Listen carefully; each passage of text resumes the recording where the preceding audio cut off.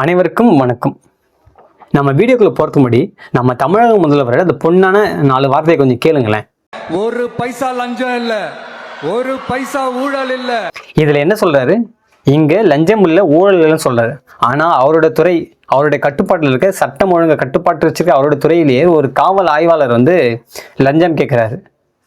லஞ்சம்னா 1000 2000 இல்லைங்க, லட்ச ரூபாய் லட்சக்கணக்கில் தான் லஞ்சமே. தற்பொழுது அந்த குற்றச்சாட்டு வெளியே வந்திருக்கு.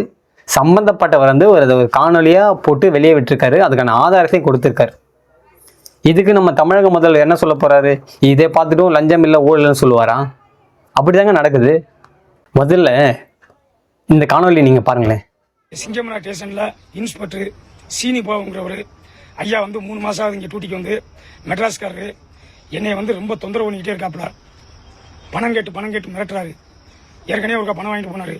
இந்த வாட்டியும் வந்துக்கிட்டு நீ மாதம் எனக்கு இவ்வளோ கொடுக்கணும், இவ்வளோ பண்ணணும், இல்லை டெய்லி இவ்வளோ கொடுக்கணும், ஒசூர் பெங்களூரு கர்நாடகா மைசூர் எங்கே இருந்து வர்றாங்க, இந்த மக்களின் சேவை நீ பார்க்கணும்னா எனக்கு பணம் கொடு.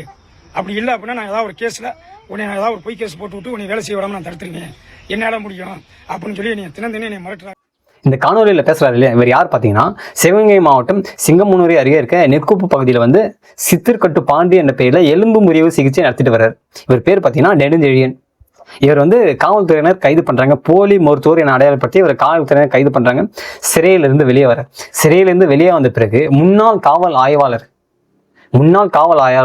தயாளன் என்பவர் இவரிடம் 1 லட்ச ரூபாய் லஞ்சம் வாங்கினதா சிசிடிவி ஆதாரத்தின் மேல குற்றச்சாட்டு வைக்கிறார். அந்த லஞ்சம் வாங்குற நபர் யாருன்னு பார்த்தீங்கன்னா அதே காவல் நிலையத்தில் பணிபுரிகிற ஜெயராஜ். இந்த காவல் ஆய்வாளர்கள்லாம் ஒரு மாத சம்பளமே 1 லட்ச ரூபாய் கூட இருக்குங்க. ஏகப்பட்ட சலுகைகள் இருக்கு. அவங்க வாழ்நாள் கடைசி காலம் வரைக்கும் அவங்களுக்கு வருமானம் இருக்கு. இந்த துறையில் இவ்வளவு சலுகைகள் நம்ம அரசாங்கம் கொடுத்தோம், அந்த பணமும் எனக்கு பத்தலைன்னு சொல்லிட்டு அங்கங்க போயிட்டு பிச்சை எடுக்க வேண்டியது, அதிகார பிச்சை எடுக்க வேண்டியது. இல்லைன்னா பொய் கேஸ் போட்டுருவேன். பொய் கேஸ் போறதுனால இந்த நாட்டுக்கு பிரயோஜனமோ இல்லையோ அவர்களுக்கு பிரயோஜனங்க. இப்ப சமீபத்துல தஞ்சாவூர்ல பார்த்துருப்பீங்க, 6 வழக்கு பொய் வழக்கு. காவல்துறை மீது தான் அங்கே தவறு இருக்கு, ஆனால் சம்மந்தப்பட்ட வேற ஒரு பையன் மீது பொய் வழக்கு போட்டிருக்காங்க. ஆனால் அந்த நபர்கள் மீது எந்த ஒரு நடவடிக்கையும் இல்லை நாட்டுக்காக போட்டாங்களா? இல்லை அவர்களோட சுய எண்ணத்திற்காக, அதாவது செல்ஃபுக்காக. அதாவது எப்படி சொல்லுவாங்கன்னா, என்ன நீ சீண்டிட்டியா, என்ன நீ அடிச்சிட்டியா, என்ன நீ அசிங்கப்படுத்தியா, அவர்களோட சுய எண்ணத்தில் தான் அந்த வழக்கை பதிவு பண்ணியிருக்காங்க. முழுக்க சுய எண்ணத்தோடு தான் இருக்காங்க. நாட்டு மேட அந்த இந்திய நாட்டு மீதோ இந்த தமிழ்நாட்டின் மீதோ பற்றுலாம் ஒன்றும் கிடையாதுங்க. முழுக்க முக்கால்வாசி பேர் அவரோட சுய லாபத்துக்காக தான் இங்கே வேலை பார்க்குறாங்க. அதே காவல் நிலையத்துக்கு எத்தனை புகார்கள் வரும்? திருட்டு புகார்கள், திருட்டு, வழிப்பறி, அதுமாரி பாலியல், கொலை, அடிதடி, எத்தனை கேஸ் வரும். இப்போ அத்தனை கேஸுலாம் இந்தமாரி காசு பார்ப்பாங்களா, பார்க்க மாட்டாங்களா? அப்புறம் எங்கெங்க இப்போ இங்கெல்லாம் சட்டம் ஒழுங்கு சீராக இருக்கும்?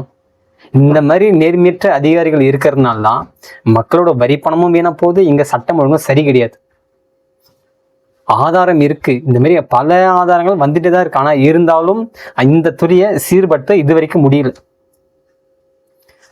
இதுக்கு முன்னாள் ஆட்சி செய்த நம்ம முன்னாள் முதல்வர் மு.க. ஸ்டாலின் அவர்கள் இது மாதிரி அதிகாரிகளுக்கு துணை போனதால தான் அவரே இன்னைக்கு தோத்து போயிட்டு உட்காந்துட்டு இருக்காரு. இப்ப இருக்க நம்ம தமிழக முதல்வரும் ஒருவேளை அதிகாரிகளுக்கு துணை போறார் அப்படின்னா அடுத்த முறை கண்டிப்பா இவர் ஜெயிப்பாரான்றது கேள்விக்குறிதாங்க. ஏன்னா நடந்த சம்பவங்கள்லாம், பாசிட்டிவ் சம்பவங்கள்லாம் அதுதான் உணர்த்துது. இதே காவல் ஆய்வாளர்கள் ஓய்வு பெற்ற பிறகு அவர்கள் கிடைக்கக்கூடிய சலுகைகள் என்னென்ன தெரியுமா? ஒருவேளை 2003க்கு முன்னாடி அவர்கள் இந்த பணியில சேர்ந்திருந்தா அவர்கள் வாங்குற சம்பளத்துல பாதி ஓய்வூதியமே கிடைக்கும். 1 லட்ச ரூபாய் வாங்கியிருந்தா 50,000, 1.5 லட்ச ரூபாய் வாங்கியிருந்தா 75,000 ஓய்வூதியமே கிடைக்கும். ஒருவேளை 2003க்கு அப்புறம் பணியில சேர்ந்திருந்தா குறைஞ்சபட்சம் சொல்றேன் 40,000 50,000 ஓய்வூதியமே கிடைக்கும் இந்த காவல் ஆய்வாளர்களுக்கு. இவ்வளவு சலுகைகள் இருந்தும் எதற்காக இப்படி லஞ்ச பேய்களா இருக்காங்க தெரியல. எதுக்காக அங்கே அதிகார தோரணை காமிச்சு பிச்சை எடுத்துட்டு இருக்காங்க தெரியல. அது நீங்க தான் முடிவு பண்ணணும். பதிவோட இறுதியாக நம்ம சொல்லத்தாங்க, காவல்துறைக்கு நிறைய சலுகைகள் கொடுக்குறாங்க இந்த அரசாங்கம். மக்கள் வரி பணத்தை எத்தனையோ சலுகைகள் கொடுக்குறாங்க. அந்த சலுகைகளே அவர்களுக்கு போதுமானது. அவங்களுக்கு வாழ்நாளுக்கு 3 வேளை சாப்பாட்டுக்கு தங்கறதுக்கு போதுமானது.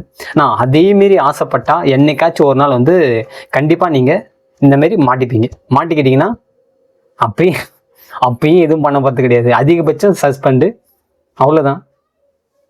உங்ககிட்ட தகவலை ஷேர் பண்ணுறேங்க, ஆனால் அதுதான் உண்மை. மீண்டும் அடுத்த காணொலியில் சந்திக்கலாம்.